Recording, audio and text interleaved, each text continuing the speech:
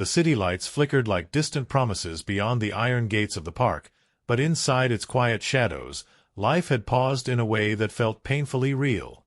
The benches were cold, the wind whispered through bare branches, and fallen leaves rustled like secrets no one dared to speak. It was here, under the dim yellow glow of a broken lamp, that Alexander Hale, billionaire investor, master of negotiations, man who believed he had seen everything, noticed the one scene that would undo him. At first, he thought it was just another passer-by resting on a bench. But the longer he looked, the more the image sharpened into something that refused to be ignored. A young mother, thin and exhausted, sat curled around a bundled baby, several worn bags piled at her feet like silent witnesses to a journey gone wrong. Her coat was too light for the cold. Her shoes looked like they had walked too many miles. Yet she wasn't asleep. She sat upright, alert, as if the world might take her child if she dared to close her eyes. He slowed his steps without meaning to.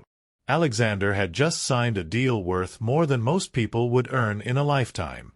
His driver waited at the gate. His schedule was full. His phone vibrated with messages that had always seemed urgent until now. Something in that mother's stillness reached into a part of him he had buried behind boardrooms and glass towers. The baby stirred and let out a soft cry, that fragile sound breaking across the park like cracked glass. The mother quickly shifted her scarf to shield the child from the wind. Her hands trembled. Not with fear, no, it was something deeper. Hunger. Exhaustion. A kind of grief that had forgotten how to cry. He took another step closer, then stopped. What right did he have to intrude? He had built his empire on never letting emotions interfere with logic. But this wasn't emotion. This felt like recognition, like the universe had paused to show him something he was supposed to see. He noticed the details, then the faint red marks on her hands, as if she had carried those bags far too long. A tiny tear at the corner of the baby's blanket. A photograph sticking halfway out of one bag, edges bent and faded. And there was something else. Her face. It was turned downward, hair falling across her cheeks, but when the light caught it, his breath hitched. Not because she was beautiful, though she was in a fragile, worn way, but because she looked familiar. Not in a distant, passing way. Familiar like a memory he had spent years trying not to think about. His heart began to beat too loudly. He had seen eyes like that before. Eyes that learned too early not to expect help. A gust of wind swept through the park, scattering leaves across the path. The baby whimpered again. This time she pressed her forehead gently against the child's, whispering words too soft for him to hear. Her voice broke on one of them. He stepped closer, gravel crunching beneath his shoes. She stiffened. Her shoulders tensed the way people do when they expect danger, not kindness. Slowly, she looked up just for a second, and their eyes met. In that moment, the distance between billionaire and homeless mother disappeared. He saw fear there, yes, but also dignity, and something else that struck him hard. She did not look at him the way most people did. There was no calculation, no expectation, no silent request for generosity. There was only one desperate question in her gaze: is my baby safe? He opened his mouth, but no words came out. 4 years, he had lived surrounded by voices, lawyers, analysts, opportunists, yet in this moment, silence was louder than all of them. The image of his own mother years ago, standing in a hospital hallway with that same terrified stillness, flashed uninvited into his thoughts. He swallowed hard. A car horn sounded from the street outside the park. Reality crept back in, but refused to stay. He took a breath, trying to speak gently. Are you all right? The words sounded small, inadequate, almost foolish. Her lips parted, but she didn't answer right away. She seemed to weigh the question like a fragile object. Then, with a voice rough from cold and sleepless nights, she said, "We're fine." Fine. The most heartbreaking lie people tell. A second passed. Then another. The baby's tiny hand escaped the blanket, reaching out without knowing where or why. The mother tucked it back in carefully, as though wrapping an entire world inside a single piece of cloth. In that instant, Alexander realized something profound. The world had always judged people like her from a distance. Numbers. Statistics. Words like unfortunate and struggling. But up close, there was nothing abstract about this. It was raw, human, and unbearably real. If you are enjoying this emotional story and want more powerful stories like this, make sure to like the video and subscribe to the channel for upcoming parts. He felt a sudden urge to help, strong, instinctive, uncalculated. Not as a philanthropist with cameras watching, not as a billionaire signing off on donations, but as a man standing in a park who couldn't walk away from what he saw. "Do you need somewhere warm to stay?" he asked gently. "There's a hotel nearby, or I can." "No," the answer came quickly. Not rude, just firm. A wall carefully built around something fragile. "I'm not asking for money," she added, her voice shaking slightly. "We're just resting. On a freezing night. With bags that looked like everything she owned." He glanced at the bags again. One of them had a small hospital bracelet tied to the handle. His chest tightened. The bracelet wasn't his imagination. It was real white plastic, a name partially smudged by wear, a date clearly recent. A hospital. A baby. And suddenly the way she sat, alert and protective, made even more sense. "You've come from the hospital," he said softly. She didn't answer, but her silence confirmed everything. The wind rose again, colder this time. The broken lamp flickered, as if unsure whether to stay lit. Somewhere across the park, laughter from a distant group of teenagers sounded painfully out of place against this quiet struggle. He took off his coat without thinking. "Please," he said, setting it gently on the bench beside her rather than trying to place it on her shoulders. "At least take this for the baby." She hesitated. Her eyes moved from the coat to his face, searching for the string attached. People like him always had strings. "What do you want?" she whispered. The question cut deeper than anything else she could have said. "I don't want anything," he replied, and for the first time in years, it was entirely true. "Just let the baby be warm." She slowly lifted the edge of the coat and wrapped a corner of it around the child. Not fully, just enough. She accepted warmth, but not dependency. Her hands trembled again. "Thank you," she murmured. It was then he noticed tears at the edges of her eyes, not falling, just standing there, as if even crying required energy she didn't have. He wanted to ask her name. He wanted to know why she was here, where the child's father was, what had happened at the hospital, how she had ended up alone beneath a broken lamp in the cold. He wanted to understand why her face haunted him with familiarity he couldn't place. But before he could speak again, she reached down and slowly pulled out the worn photograph from the bag. Her fingers hovered over it as if touching something sacred. He caught a glimpse of the picture and the world tilted beneath him. Because in that faded image, he recognized someone. Someone he never expected to see again. Someone connected to his past in a way that made the ground under his feet feel suddenly unsteady. His breath stopped in his throat. The photograph slipped slightly in her trembling hand, revealing just enough for the truth to begin forming in his mind, and what he began to realize in that frozen second was so shocking, so impossible, that he could only stare. As she finally lifted the photo fully into the light, about to speak the words that would change everything, the photograph trembled between her fingers, and the air around them seemed to thicken, as if even the night was holding its breath.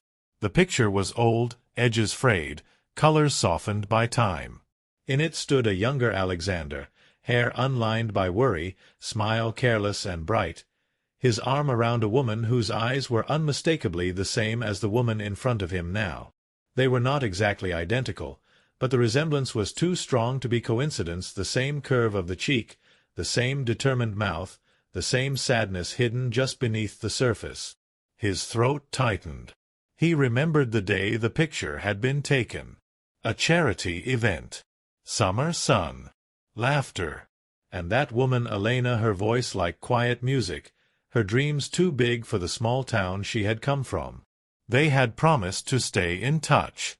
Life had swept them apart. He had buried the memory under meetings, flights, success. Yet here it was again, risen from the past and wrapped in the arms of this exhausted young mother. "Where did you get that?" he asked, barely recognizing his own voice. She looked at the photo, not at him. "It's my mother," she said softly. "This was taken years ago, before everything changed." Mother. The word struck him with the weight of a falling building. Elena. Her mother. His chest constricted as puzzle pieces he never planned to solve slid into place. He remembered Elena leaving suddenly, her messages becoming rare, then silence. He had assumed she had moved on, married, found happiness somewhere sunlight was kinder. He had never imagined hospital bracelets and cold park benches, babies wrapped in thin blankets. "I knew you," the young woman continued, lifting her gaze at last. "At least, I knew your name. She talked about you once, when she thought I was asleep. She said you were the man she never quite forgot." He felt the world sway, as if gravity itself had changed direction. "What happened to her?" he whispered. The question was fragile and heavy all at once. She blinked, and this time the tears did fall, sliding silently down her cheeks. Not dramatic, not loud. Just the quiet breaking of someone who had run out of strength. "She got sick," she said. "Slowly at first. Doctors, treatments, hope, fear. All of it. She tried to hide how bad it was. She worked until she couldn't. She smiled for me even when she was in pain." Her fingers tightened around the photograph. And then she was gone. The final word seemed to linger in the cold, like a candle blown out. Alexander closed his eyes for a moment. Memories came in fragments now. Elena's laugh, the way she had stood on tiptoe to look at city lights, the letter he had never answered because he had been too busy becoming the man everyone said he needed to be. Regret wrapped itself around his ribs until breathing hurt. "I didn't know," he murmured, almost to himself. "No one did," she replied. She didn't want pity. She didn't want to disturb anyone's life. She said people like you lived in another world. People like you. The phrase burned. He looked at the child, at the tiny face barely visible beneath his coat.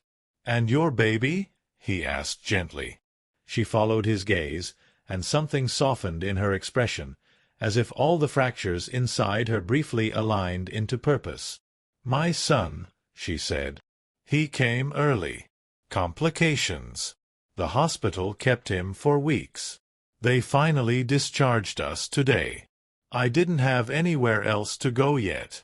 I'm still figuring things out." The truth in her words was simple and devastating. She wasn't dramatic. She wasn't begging. She was just surviving, step by painful step.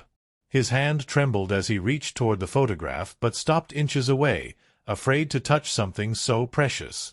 "She never told me about you," he said quietly. "About any of this." "She didn't think it mattered," the young woman replied, then hesitated. "To your life, I mean. She said your path was different. She said you belonged to the world of glass buildings and suits and headlines. She didn't want to be another story of someone asking you for something." "But she mattered," he said, the words escaping before he could stop them. "She mattered more than she ever knew." For a moment neither of them spoke. The park stretched around them in vast, quiet darkness, broken only by the flicker of the dying lamp and the distant hum of traffic. The world continued, indifferent. But here, between them, time had slowed into something raw. "You look like her," he said, his voice barely above a whisper. "I know," she replied. "People used to tell her that I'd grow up with her eyes." She laughed whenever they said it. I didn't realize how true it would be until I saw myself in mirrors after she was gone." He exhaled shakily, the weight of unseen years pressing into the present. "What's your name?" She seemed surprised by the question, as if she had grown used to being seen as only a situation, not a person. "Mara," she said after a heartbeat. "My name is Mara." "Mara." He said it silently in his mind, committing it to the part of himself that didn't forget. "And your son?" Her gaze fell tenderly on the bundle in her arms. "Noah," she whispered. "He's my little miracle. Even after everything, he fought. Sometimes I look at him and wonder how something so fragile can be so strong." He nodded slowly. The child shifted again, making a small sound that seemed almost like an answer. Silence wrapped them, softer now, no longer empty but filled with everything left unspoken. He felt an ache spreading through him, grief for Elena, awe for Mara, guilt that he had lived in penthouses while she walked roads with too many stones. Somewhere, beneath all of that, pulsed a deeper fear, the growing recognition that this moment had not happened by accident. "Mara," he said slowly, choosing each word as if it might break in his hands, "there's more you're not saying." She swallowed, and he saw the war in her eyes. Trust battling caution. Need wrestling pride. The instinct to protect. Everything she loved from being taken or misunderstood. "I don't know where to start," she admitted. "Everything happened so fast. The hospital bills, losing our place. My job. I kept telling myself I could fix it. That I'd find a way. But some doors never opened, and some people stopped answering calls. It was just me and him in the end."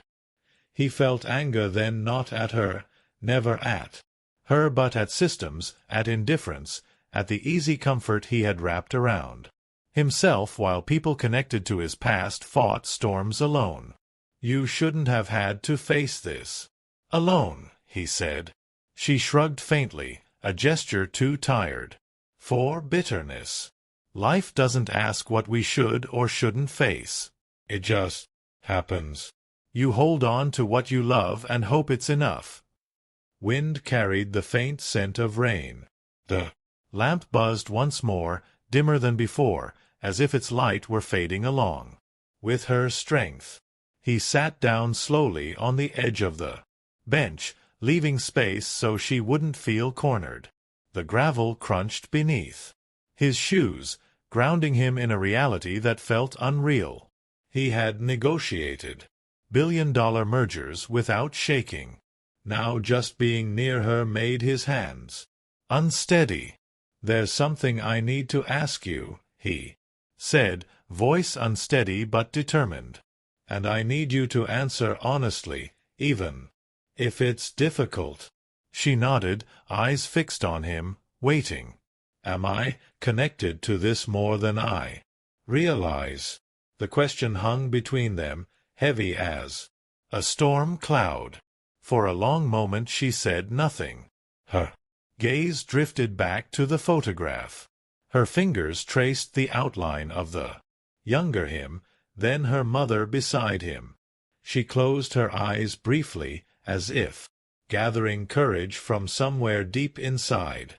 When she opened them again, they were shining not just with tears, but with the kind of truth that changes lives. "Yes," she whispered. The word seemed to echo through him long after it had been spoken, as if it had touched something buried too deep to name. "Yes." A simple syllable, but it broke open the ground beneath everything. He thought he understood about this night, this woman, this child wrapped in his coat. How? He managed, though he wasn't entirely sure he wanted to hear the answer. Part of him already knew. The truth was circling, tightening, waiting.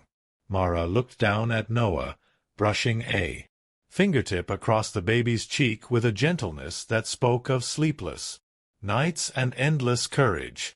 "She didn't tell me much," she began slowly, as if Each memory had to be carefully lifted. My mother was private about her past. But sometimes, when the pain got worse, when she thought she was talking to herself, she'd say things.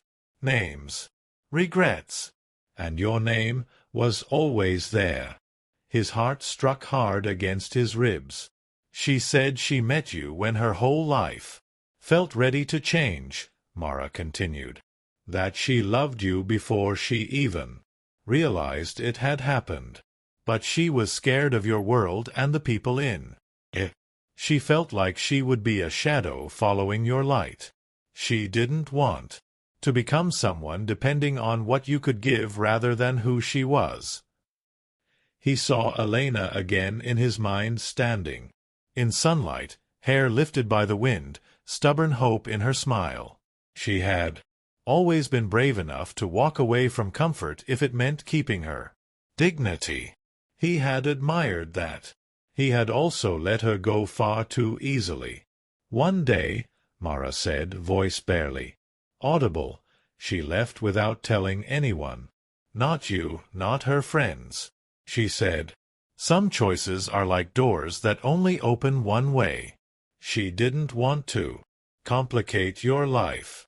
She said you were meant for something bigger and she didn't want to be the reason you turned back. A cold heaviness settled into him. And you? He asked quietly. Where do I fit into this story?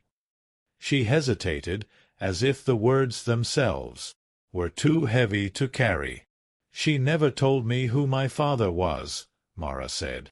Not directly. But she kept this photograph. She kept your name.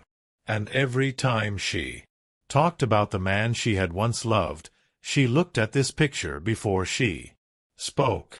The night seemed to lean closer. I asked her once, when I was little. She went on, eyes distant with remembered childhood. I asked who my father was. She smiled, brushed my hair back, and said, someone who would have loved you if life had been kinder to both of us. She said circumstances don't always allow hearts to meet where they belong. The air felt thinner. He could hear his pulse, loud and insistent. Mara looked at him again, and this time there was no shield in her gaze, only raw, vulnerable truth. I don't have proof, she said. No papers, no tests, nothing but her words and this picture. But all my life, she carried you in the parts of herself she never showed anyone else. And when I see your face now, standing in front of me, it feels like the unfinished sentence of my entire life suddenly has a voice. He didn't speak. He couldn't. The possibility loomed so large it swallowed every other thought. Her daughter. Elena's daughter. His own blood. The question slammed through him with a force that made his hands unsteady. The broken lamp flickered again, throwing shadows across Mara's cheeks, highlighting the fragile lines of exhaustion beneath her eyes. Noah shifted and gave a soft cry, pulling them both back into the fragile present. Without thinking, Alexander reached a hand toward the baby, stopping midair, unsure if he had the right. Mara didn't pull away. She simply watched him, every muscle tense with silent hope and worry intertwined. His fingertips brushed Noah's tiny hand. The baby's fingers curled instinctively around one of his, impossibly small, impossibly warm. A shock ran through him. Not of fear, but of recognition that wasn't logical, just profoundly human. Something inside him unraveled. The glass towers, the suits, the applause, the headlines, they all receded, leaving only this moment and the fragile weight of what might be. If she had told me, he whispered, voice rough with emotion he could no longer hide, everything would have been different. Mara shook her head gently. She believed. She was protecting you. And me. She didn't want you to feel trapped by Obligation. She said love without freedom becomes a cage, and she refused to put anyone inside one. The rain finally began to fall soft at first, then steadier, droplets glistening on the surface of the bench and turning fallen leaves dark and heavy. Mara pulled the blanket tighter around Noah, shielding him from the damp air. The coat he had given them absorbed the rain instead of the child, and he was silently grateful for that small barrier. He stood up and removed his jacket, then paused, realizing he had already given it away. For the first time in years he didn't care what he looked like or how cold he might be. All he could feel was the pull of something deeper than comfort. Mara, he said, the name shaking slightly on his tongue, we need to make sure you and the baby are safe tonight. This park, this bench, it isn't an option anymore. Her jaw tightened. I told you I'm not asking. I know, he interrupted gently. You're not asking. I'm offering. Not as charity. Not because of who I am in the world, but because of who you may be in my life. And because no child of hers should ever sleep in the cold. His words hung between them, warm despite the rain. She looked away, watching droplets bead on the metal arm of the bench, her thoughts clearly racing. Trust was not easy for those who had learned the cost of it. The distance between desperation and dignity was thin and dangerous. I've spent months hearing we're full, we can't help, come back later, she said quietly. I've learned that promises don't keep you warm at night. I'm not promising, he replied softly. I'm deciding. The difference in those words made her blink. He took a slow breath, steadying himself against the storm of feelings. I want to do something else too, he continued. Something harder. I want to find out the truth completely. About Elena. About you. About whether. He stopped, unable to finish the sentence. Whether you're my father? She said for him, not unkindly. There it was, spoken aloud, the word too enormous to ignore. He nodded once. Mara closed her eyes, and more tears slipped free, mingling with the raindrops on her face. I don't want to force that on you, she whispered. I don't want to become another story people tell about a billionaire and a claim. I just wanted to survive tonight. I didn't expect you to stop. I didn't expect any of this. He knelt slightly so they were at eye level, feeling the wet pavement soak through his trousers but not caring. You didn't force anything, he said. Truth doesn't knock before it arrives. It just walks in and rearranges the furniture. A faint, tired smile tugged at her lips despite the tears. The rain thickened, pounding softly against the leaves overhead, the park now nearly deserted. Somewhere in the distance, thunder murmured like a warning. He glanced toward the gate where his driver waited, then back to Mara and Noah. The choice wasn't really a choice at all. Come with me, he said quietly. Just for tonight. Somewhere warm. Somewhere safe. Tomorrow, we face whatever this is together. We get answers. No expectations, no pressure. Just the truth. Mara looked at Noah, at the photograph, at the cold, empty path stretching ahead of her. She hesitated, and in that hesitation lived every fear she had learned to carry: betrayal, disappointment, the cost of hope. Her fingers tightened around the picture of her mother and the younger him. Rain dotted its surface, blurring the image slightly, as if history itself were weeping. She held it close to her chest, as though it were a heartbeat. Finally, she looked back at him, her voice barely more than a breath. "What if the truth changes everything?" she asked. He held her gaze through the curtain of rain, feeling the weight of her question like a tide dragging him toward deeper waters. What if the truth changes everything? It already had, he realized. Even without confirmation, the ground beneath his life had shifted. The towers he built, the image he wore, All of it seemed suddenly fragile beside a soaked park bench and the small fingers clenched around his own. "Then everything will have to change," he said slowly. "And we will deal with it, not run from it." Mara's breath shivered as she exhaled. Her entire life had been made of plans that collapsed and hopes that arrived too late. Trust was no longer an instinct, it was a decision that hurt to make. But Noah stirred again against her chest, letting out a small, tired sound that cut through every argument in her mind.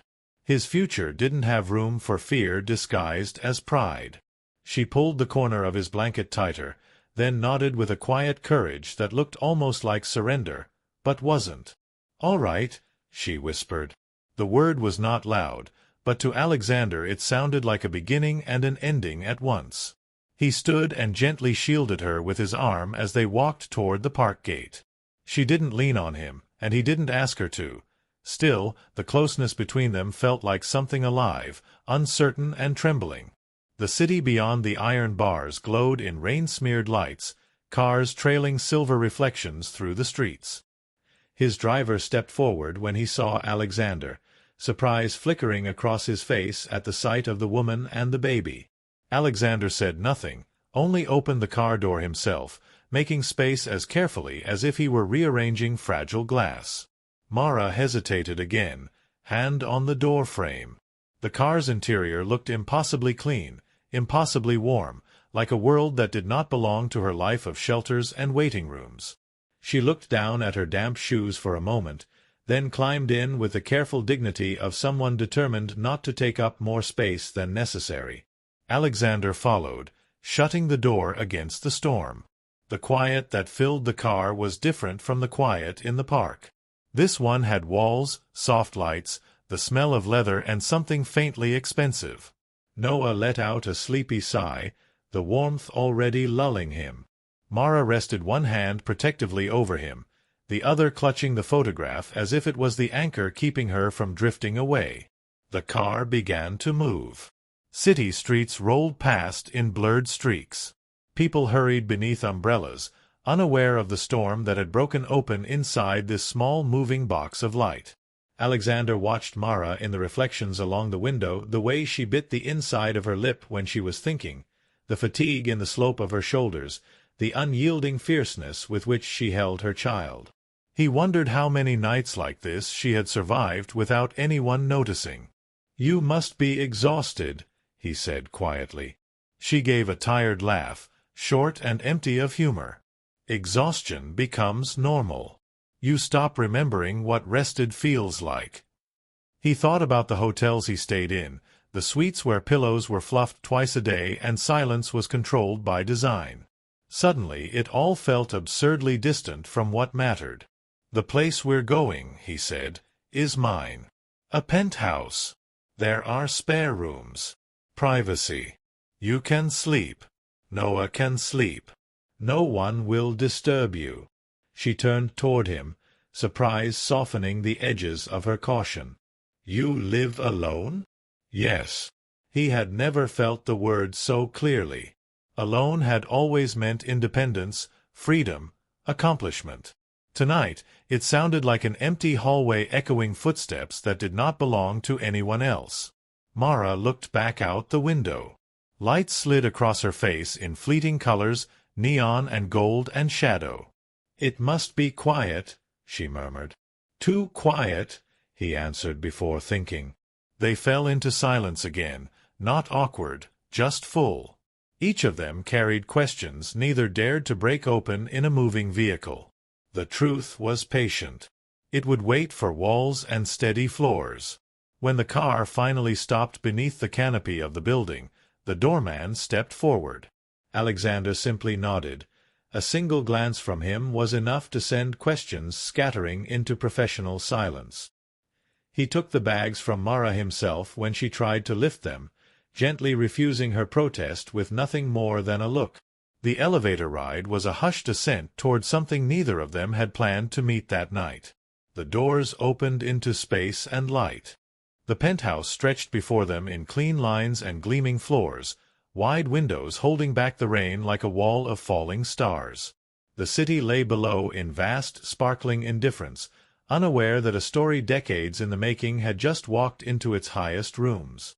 Mara stopped just inside the threshold, almost afraid to step farther, as if one wrong move might shatter the glass under her feet. "It's just a place," he said softly. To him maybe, but she shook her head slightly.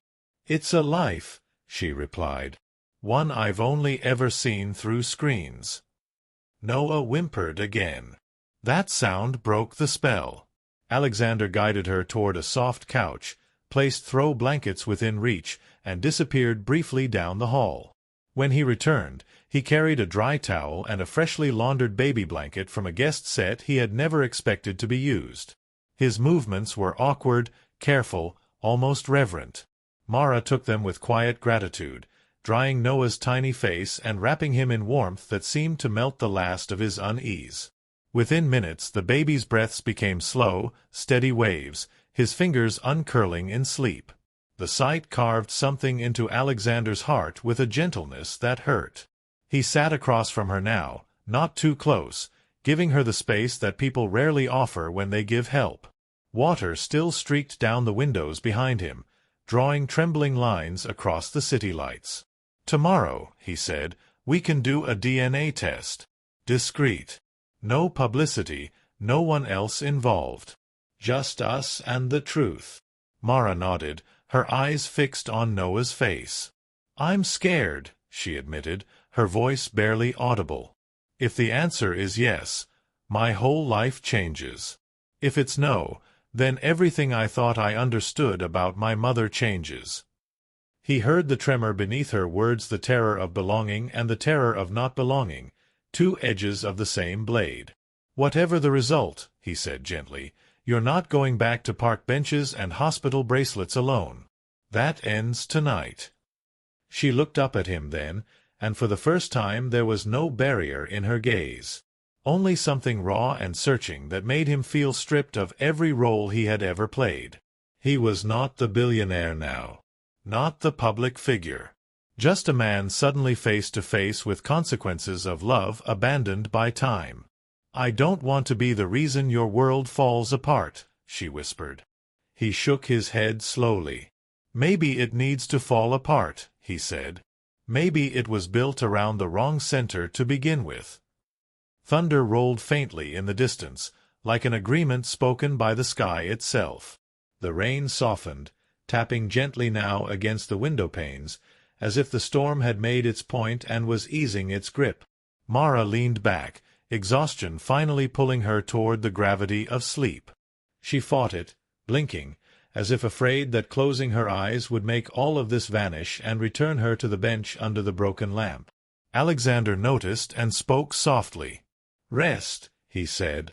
"You're safe here." The words felt strange on his tongue. He had never said them to anyone without rehearsing them as part of some polished promise. Now they were unadorned, sincere, heavy with responsibility. She hesitated only a second longer before sleep overcame fear. Her head tilted slightly against the couch cushion, lashes lowering, one hand still resting protectively on Noah's blanket. He watched them both for a long moment, something tight and fragile in his chest loosening and tightening all at once. In the quiet of that vast room, with the storm fading into a gentle whisper beyond glass, he finally allowed himself to feel the full, terrifying possibility of the truth waiting for them at sunrise. His gaze drifted to the photograph still lying on the table beside her hand, the younger version of himself smiling beside Elena. The edges were worn, the smiles frozen in a time that had not yet known how much loss and love would be tangled together. He reached toward it slowly, fingers hovering above the image, then stopped, as if touching it would seal a promise he wasn't ready to speak aloud. Behind him, somewhere deep in the penthouse, a clock ticked, steady and indifferent. Each second sounded like a countdown not to an ending, but to a revelation neither of them could outrun. As he stood there, the city stretched endlessly below, and in that vastness he understood with startling clarity that by morning, names, identities, and loyalties might not be what they had been in the evening. The life he had known could split cleanly in two before this night, and after once the truth finally stepped fully into the light. Night slowly unraveled into the pale threads of dawn while the city below began to stir, and still he had not slept. He had drifted between rooms, past shelves of books he had never really read and art he had bought because someone had told him it was important. He paused often just to listen to the soft breathing from the living room, to the faint hum of the building as it woke to morning, to the quiet realization that nothing in his life had ever felt as fragile or as real as what lay sleeping beneath his roof. From the doorway he watched them again. Mara had shifted sometime in the night, curled slightly toward Noah, instinctively forming a protective curve around him even in sleep. The exhaustion had smoothed the lines from her face, leaving behind something startlingly young, a glimpse of the girl who must have once laughed beside Elena without knowing how much weight the future would place in her hands. Noah's tiny chest rose and fell beneath the blanket with untroubled rhythm, unaware of the storm he had been born into or the answers waiting for him with the dawn. Light crept slowly into the penthouse, brushing its way across glass and steel until it reached them. The sky outside was washed with gray and gold, clouds heavy from a night of rain, reflecting in the wide windows like thoughts too large to hold. Alexander felt the moment pressing closer, the unavoidable step from uncertainty into truth. His life was built around decisions measured in risk and reward, percentages, outcomes. Yet this one, the most personal he had ever faced, had no charts to consult, no boardroom to shield him. He made coffee out of habit more than need, the sound of the machine a small gesture toward normality. The bitter scent filled the kitchen, but he barely noticed. His mind was elsewhere, on a summer long gone, on Elena's voice, on promises neither of them had had the courage to speak aloud. He wondered, with a sharp ache, what she would say if she could see them now. Mara stirred. Her eyelids fluttered open in that dazed moment between sleep and waking, confusion crossing her face before memory caught up. She straightened slowly, careful not to disturb Noah, blinking at the room as if reorienting herself within a life that had shifted while she slept. For one heartbeat, fear flashed through her, the instinct of someone unused to safe mornings, but then she saw Alexander standing nearby, and her expression softened into tired clarity. "Is it morning?" she asked, her voice still rough with sleep. "Yes," he replied, more gently than he ever spoke in board meetings. "You both slept." Her gaze dropped to Noah. She touched his cheek lightly, reassured by warmth and the small sound he made in response. The relief that crossed her features was quiet but profound. Every morning for months had begun with counting breaths, with checking fevers and monitors, with a silent prayer that he would keep choosing to stay. Today, for the first time in a long time, morning met her in a room filled with warmth rather than fluorescent lights and clipped voices. "You didn't sleep," she observed, noticing the faint shadows beneath his eyes. He gave a small, unconvincing shrug. "I wasn't tired." She studied him for a moment, seeing through the deflection the way Elena once had. The resemblance between their ways of looking at the world struck him, not as proof, but as something that tugged persistently at the edges of certainty. He offered her water, toast, something warm without making the act feel like charity. She accepted simply because today she could not afford pride to stand between her and the strength she needed.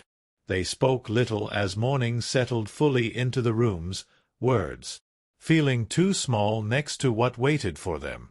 Finally, when Noah had been fed and wrapped again in his blanket, and when the world beyond the windows had become fully day, the question that had hovered between them since the park returned without asking permission. "Are you ready?" he asked. Mara nodded, but the gesture trembled. "I don't know if anyone could be," she said honestly. "But yes, I'm ready." He had already made arrangements while the city slept. A private clinic he trusted, staff bound by silence, protocols. Designed for people who could not afford even a whisper of rumor. Not because he wanted secrecy to protect his image, but because this truth belonged to them. First, not the world. The ride to the clinic was quieter than the one the night before. Morning traffic moved around them in tired patterns, horns and engines weaving their usual city symphony. Noah slept again, lulled by motion.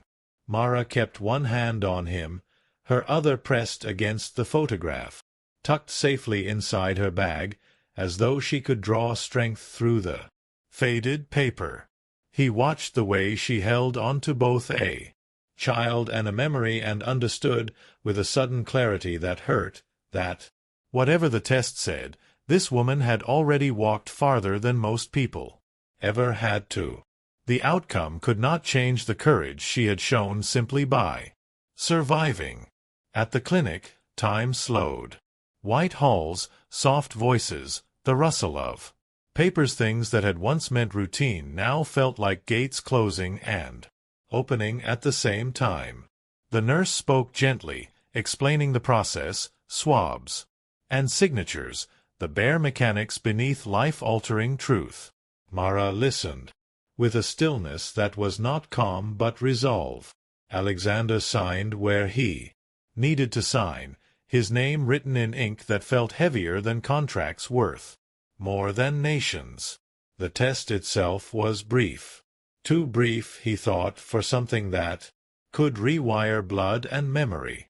A simple, clinical swab, first for him, then for Mara, and finally, carefully, for Noah while he barely stirred.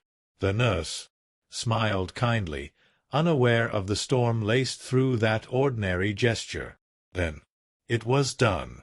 The vials were sealed, labeled, carried away into the quiet machinery of answers.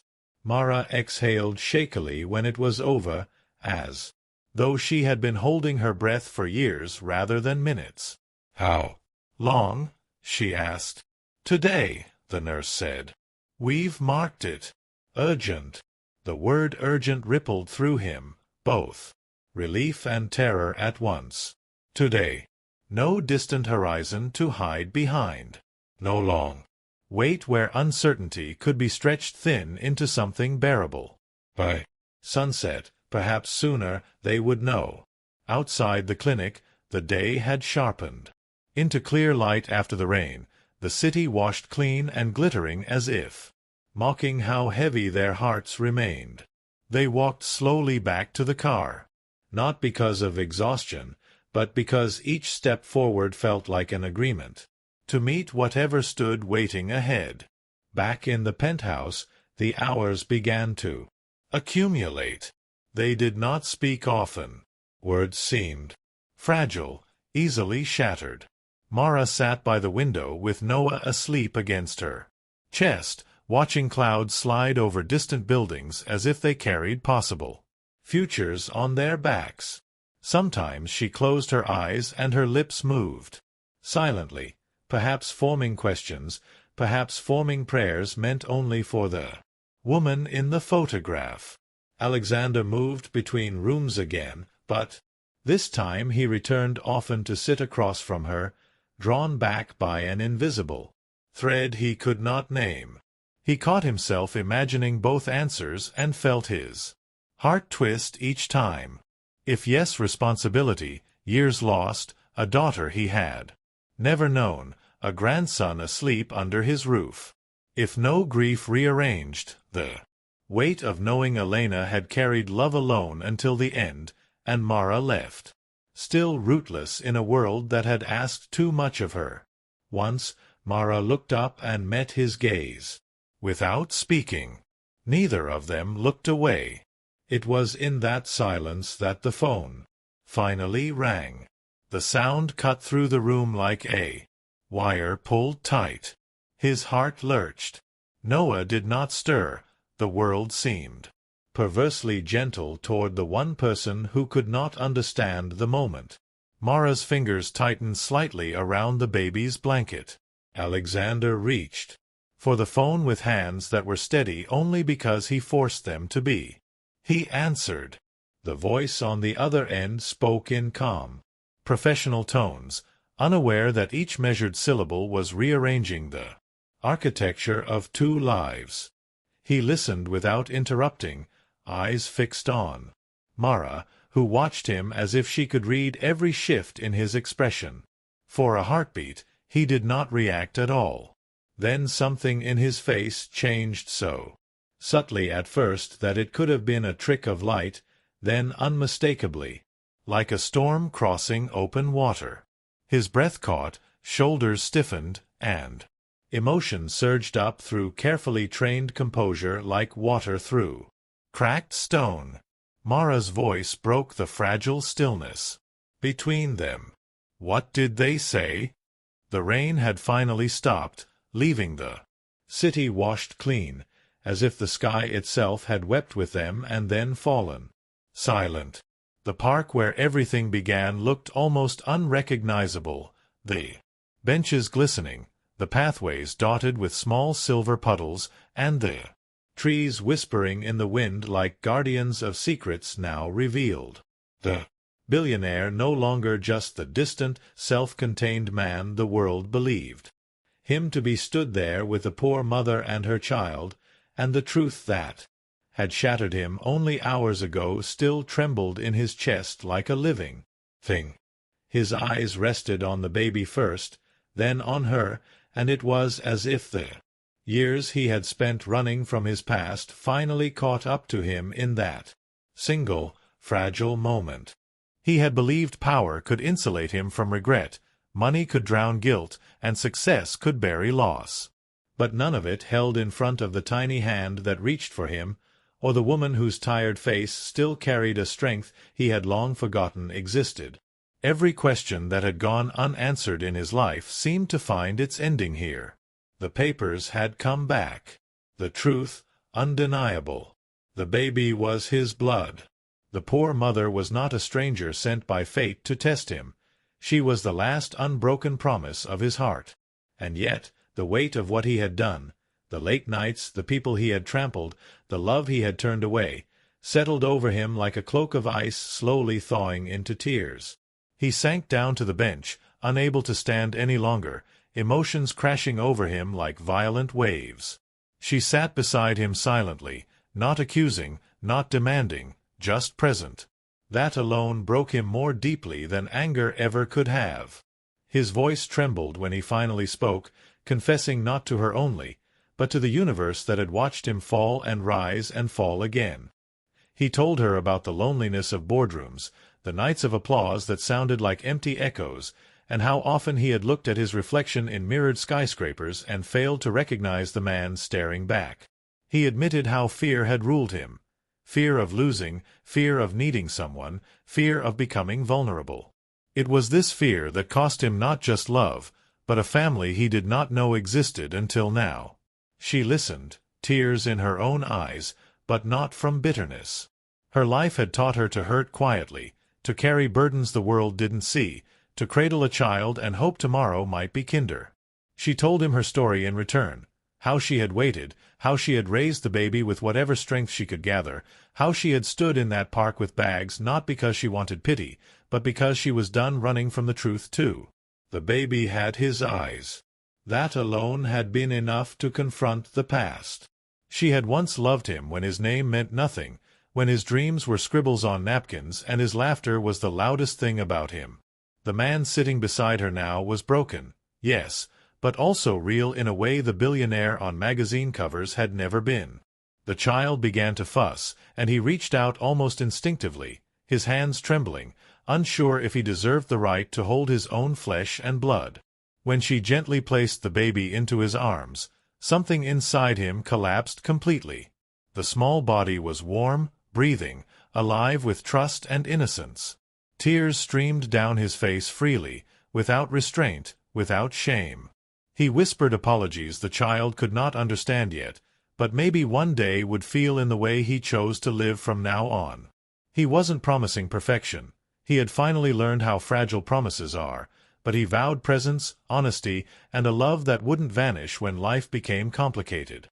They walked together from the park slowly, not as billionaire and poor mother, not as charity case and benefactor, but as people bound now by truth, pain, and possibility. The city lights flickered on one by one, illuminating the path ahead like a quiet blessing. His driver, accustomed to polished orders and clipped words, stared in awe at the sight of his employer cradling a child, eyes soft and red from tears. Without thinking, the billionaire opened the car door for her first, an act small but profound, as if etiquette could become an apology in motion. He didn't invite them to a mansion as trophies or proof of redemption. Instead, he spoke of safety, of care, of the future they could build carefully, respectfully. He asked, not commanded. The shift was subtle but immense. Days turned into weeks, and the world naturally found out, because the world always does, but the story that reached the headlines wasn't scandal, it was transformation. Reporters wrote about the emotional speech he gave at the foundation he created in the baby's name, aimed at helping single mothers and children abandoned by circumstances or human weakness. They described how his speeches had changed tone, how a man once obsessed with profits now spoke about dignity, humanity, and second chances. Investors and associates noticed how he paused more often, listened more deeply, and made decisions with a softness that didn't weaken him but grounded him. Behind doors closed to cameras, the truer miracles happened. He learned how to hold a bottle properly, how to wake at strange hours not because of deals in different time zones but because of tiny cries in the night. He learned the language of small giggles and the shattering beauty of a child's first grasp of his thumb. The mother began to smile more easily, the tension around her eyes softening. She worked on rebuilding her dreams, not from desperation, but from the renewed strength of partnership that didn't cage her but honored her. Their conversations weren't always easy. Healing never is. Some nights they argued, revisiting old wounds, acknowledging hurt that could not be erased. But every time, the little heartbeat between them brought them back to the table, to honesty, to tears that washed the bitterness away.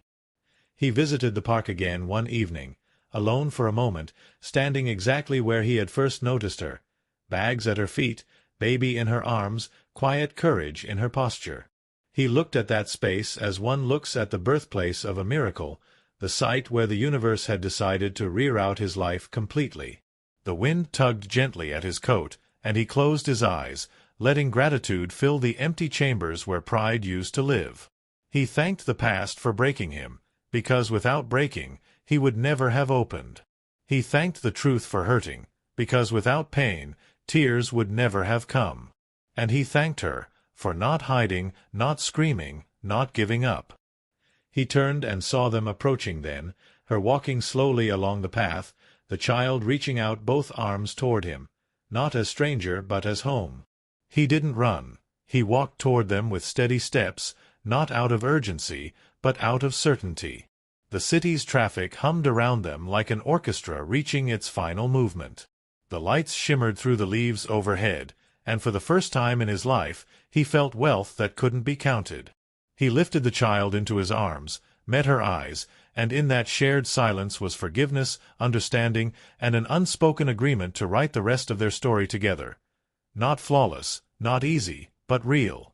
The tears that slid down his face now were not born of shock or regret alone. They were tears of release, of humility, of love discovered too late to be perfect but just in time to matter. And as the night settled around them, wrapping the park in its gentle dark, the past finally loosened its grip. The truth had broken him, but it had also remade him.